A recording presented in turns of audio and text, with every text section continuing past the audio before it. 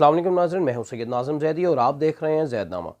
नाज़रीन, आज के इस व्लॉग में मैंने आपको 3 बड़ी अहम ख़बरों से आगाह करना है। और जो सियासी सूरत हाल है, जो हवा है सियासत की, वो बदलती जा रही है बड़ी तेज़ी के साथ। और उसमें जो बड़े बड़े अहम शख्सियात हैं वो अपने बयानात इस हवाले से क्या दे रही हैं, इसमें इस व्लॉग में इस हवाले से बात करेंगे। और बाकी तहरीक इंसाफ इस वक्त कहाँ खड़ी है और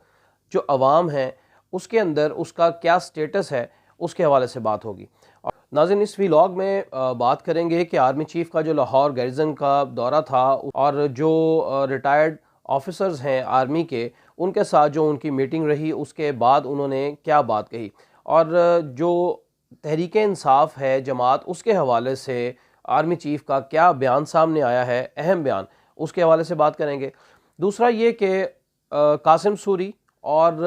अली मोहम्मद के बाद कप्तान का कौन सा टाइगर है जो कि मौजूदा हुकूमत के सामने डट गया है। और आखिर में नाजरीन आपको बताएंगे कि मौलाना फजल रहमान जो हैं वो इस वक्त एक हफ़्ता गुजरने के बाद मंजर आम पर आ गए हैं और उन्होंने भी बयानात देना शुरू कर दिए हैं, लेकिन किस हवाले से और किस खौफ में, उसके हवाले से भी बात करेंगे। जिसने अभी तक चैनल को सब्सक्राइब नहीं किया है, आपसे गुजारिश है कि चैनल को सब्सक्राइब कर लें और बेल आइकॉन को लाजमी प्रेस कर लें ताकि हर आने वाली अपडेट्स जो हैं वो आप तक बर वक्त पहुँच सकें।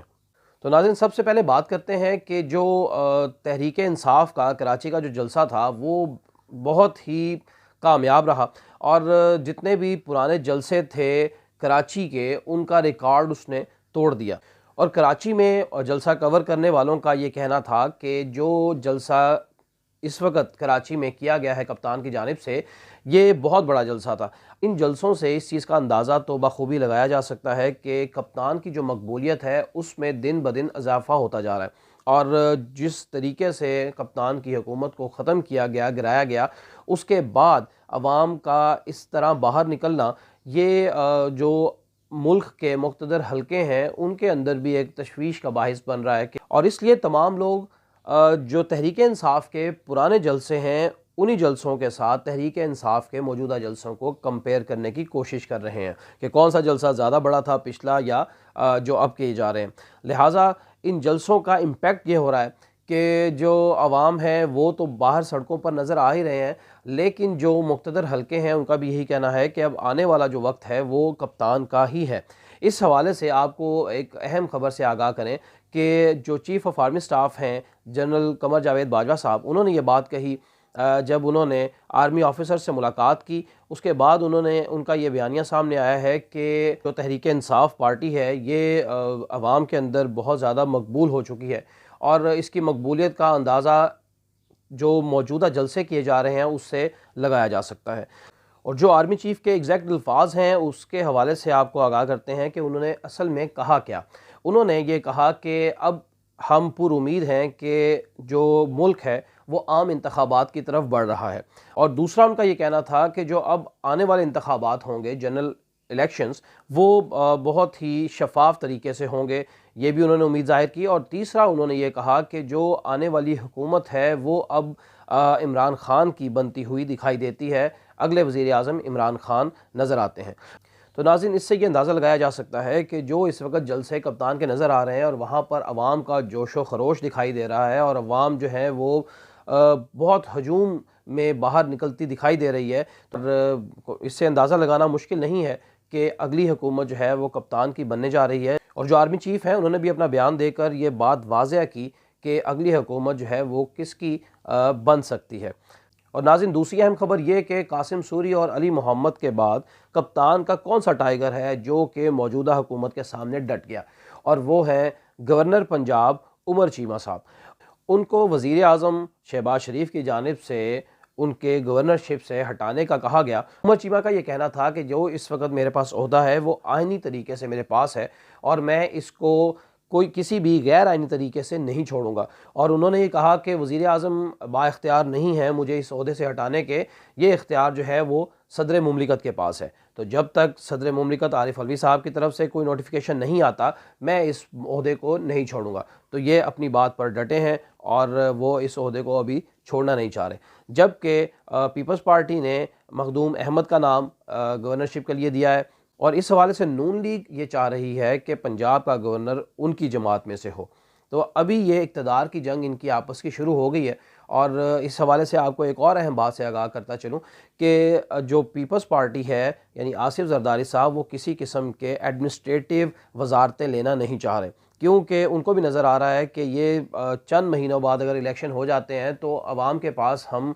क्या लेकर जाएंगे और किस तरह से वोट अगले मांगेंगे उनसे। तो नून लीग जो है इस वक्त बड़े बुरे तरीके से फंस गई है। शहबाज शरीफ हुकूमत का मज़ा तो लेना चाहते थे, वज़ीर आज़म बनना चाहते थे, वो बन गए, लेकिन अब नज़र ये आ रहा है कि शहबाज शरीफ साहब जो हैं वो एक बंद गली में दाखिल हो गए और उनको अब ख़ुद समझ नहीं आ रहा कि किस तरह से वजारतों की तकसीम की जाए, जबकि जो अहम वजारतें हैं वो नून लीग अपने पास रखना चाहती है। और पीपल्स पार्टी ने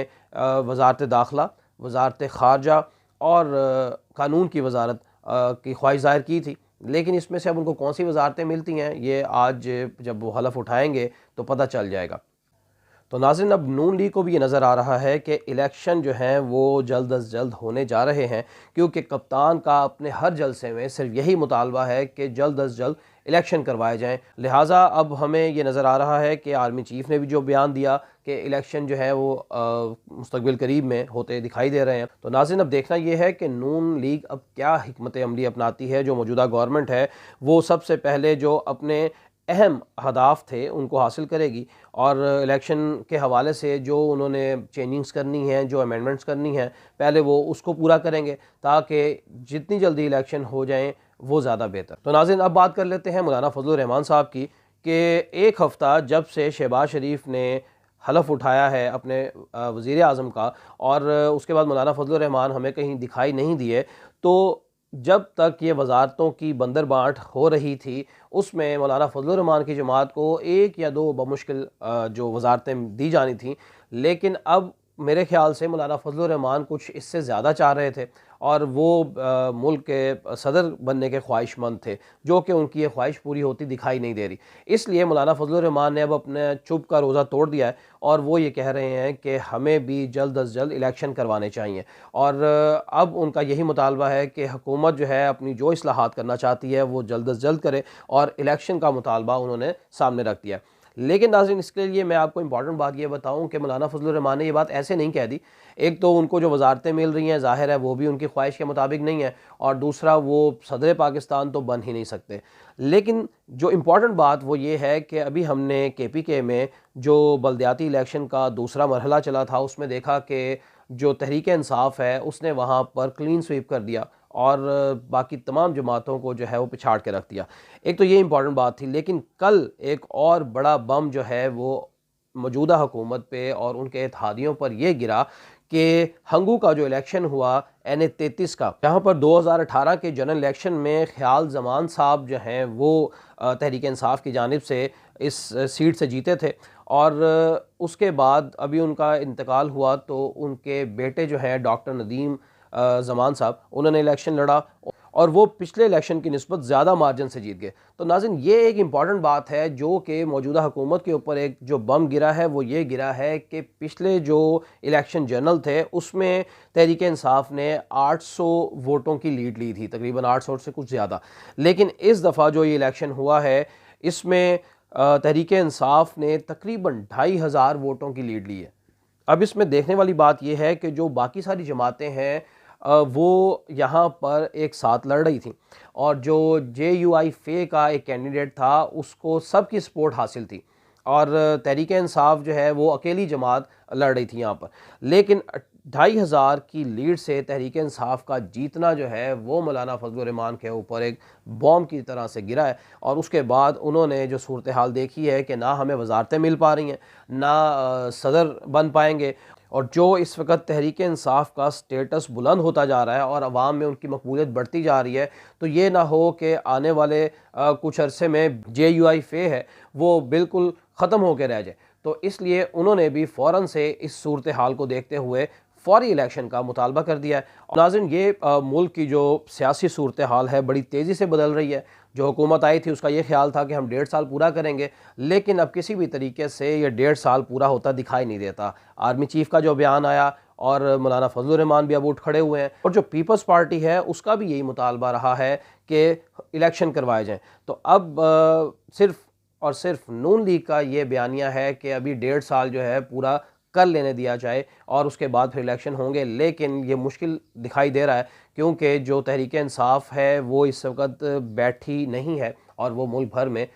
जो अपने एहतजाज हैं और जलसे हैं वो जारी किए हुए हैं। और नाज़रीन, कप्तान ने जो कराची में जलसा किया उसमें उन्होंने कोई नए मुतालबे तो नहीं रखे, लेकिन वही बातें जो उन्होंने पेशावर जलसे में कही थी तकरीबन वही बातें उन्होंने वहाँ पर भी कहीं कराची के जलसे में। कप्तान ने एक जो ट्वीट किया है वो पंजाब असम्बली के हवाले से किया है कि पंजाब असम्बली में जो कब्ज़ा शुदा हुकूमत कायम की जा रही है इसको हम नहीं मानते, ये हुकूमत नामंजूर। जैसे इम्पोर्टेड हुकूमत नामंजूर का स्लोगन जो है वो बहुत कामयाब रहा और इसने तमाम रिकॉर्ड तोड़ दिए और ये एक ट्रेंड अभी भी चला आ रहा है और टॉप ट्रेंड है। तो इसी तरह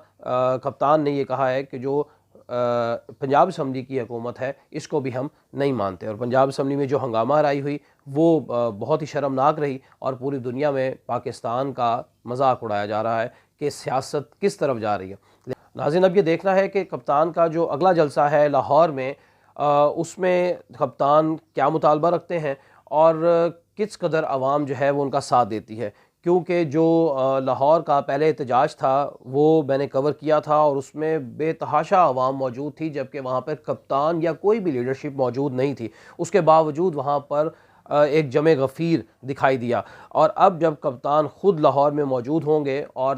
मीनार पाकिस्तान पे जो जलसा है वहाँ पर क्या कंडीशन होगी ये हम आपको वहाँ से लाइव कवरेज देंगे। नाज़रीन, आपसे एक बार फिर गुजारिश है कि जिसने अभी तक चैनल को सब्सक्राइब नहीं किया है आप चैनल को सब्सक्राइब कर लें और बेल आइकॉन को प्रेस कर लें ताकि आने वाली जो अपडेट्स हैं वो आप तक बर वक्त पहुँच सकें। और आपसे अब मैं इजाज़त चाहूँगा, अगले व्लॉग तक के लिए मुझे इजाज़त दीजिए। ज़ैद नामा से, अल्लाह हाफ़िज़।